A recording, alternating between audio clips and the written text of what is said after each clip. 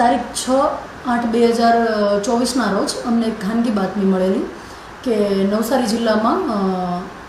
વેલ માછલીની ઉલટી એમ્બરગ્રીસનું વેચાણ થવાનું છે. મહેરબાન નાયબ વન સંરક્ષક શ્રી સામાજિક વનીકરણ વિભાગ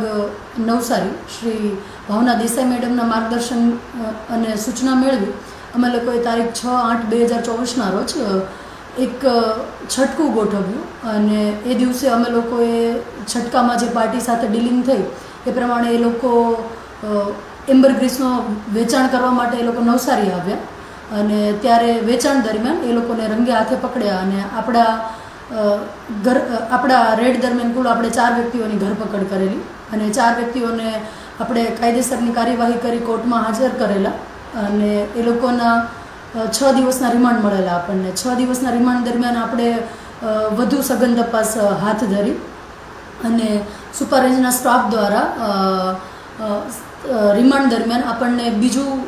1 કિલો ને 360 ગ્રામ જેટલું એમ્બરગ્રીસ વલસાડ ખાતેથી મળી આવ્યું અને ત્યારબાદ આ આરોપીઓને સેશન્સ કોર્ટમાં